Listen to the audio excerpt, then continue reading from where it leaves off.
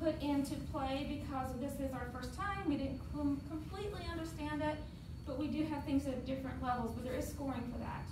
So their infrastructure was there. As you can see, one of our ladies here built a house that was our backup water system, which played a big part into our Smart City program. This helped with if you put, this is a house, and if you want to filtrate water, you put tile on top, some clay tile on top, and it filtrates the water, and it helps that home become its own sustained home.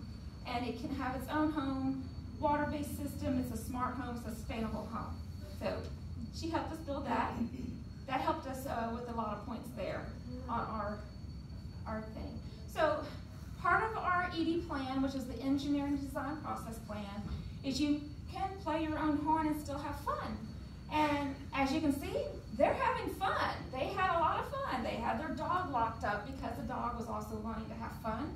But they tooted their own horn.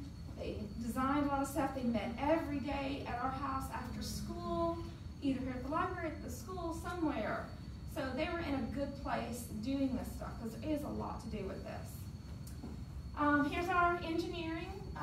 They're creating and improving. That's part of the EDP.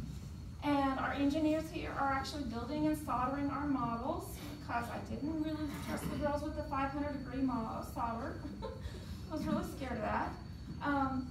And here she is putting water through our tubing. So our models are being built. So deliverable number 5 is the city presentation. And so this is when we went to Huntsville. And the judges would come to our table constantly. And we were a little nervous, I think, but we got it. I was so proud of how they just, we froze up with the questions. We weren't used to them. I have a packet of questions that they were asked, and as the day went along, the girls got to understanding. They knew their engineering design process. They knew what their build was all about. But when they needed to know communications and all of this, we learned so much more through our process too. So you learn from other engineering designers as we go through.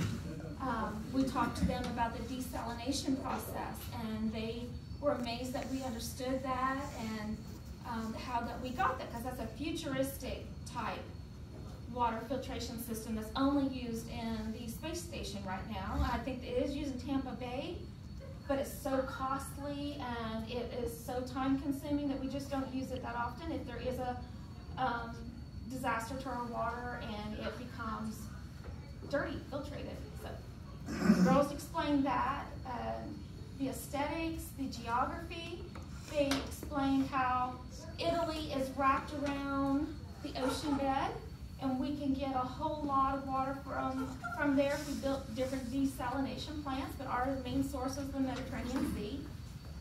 They also had talked about the mountains, the Alps, because we researched that, and the volcanoes. And that helps the city as its southward flow, water goes down through.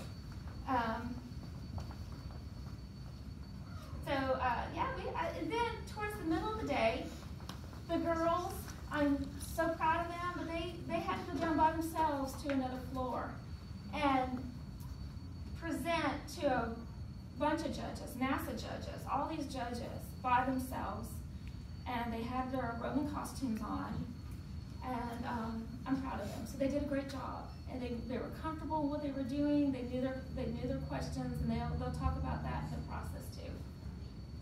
Here they are doing their teamwork. I try to emphasize teamwork in this, and that each one of us has a skill. Each one of us has a strong desire to be a part of the team. We also feel that things are bigger than us, that God created the creation, that civil engineering, thanks to the growth, what God developed in this world, civil engineers get to take care of the city and grow and develop it and make it a better place, and using its natural resources. This is our transportation. You know him? This is Uber. He will take you on a lift. Anywhere you want to go, arrival. Yes. Okay, this is our school congratulating our girls. They did a fine job there, and the school's very proud of them, and I'm very happy for them too. So I want the girls, I want to thank you guys for coming, but I want to bring the girls up here. If they feel like they want to talk about their model, in just a minute, okay. Well, I have an entrepreneur here. I like to bring other lady entrepreneurs in because I work with UAB School of Engineering as well. And we do the SWEET program, and we talk about different people in society that can help each other build and network and improve and just make things better for an environment and people. So I have Sonia Jackson from Nukes, and she has 11 Nukes stores. 11 right now. 11 right now. All over the country, basically. Yeah, 3 different states. 3 different states. Yeah.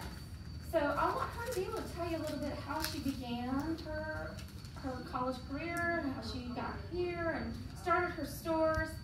And you can start making pizzas together if you come.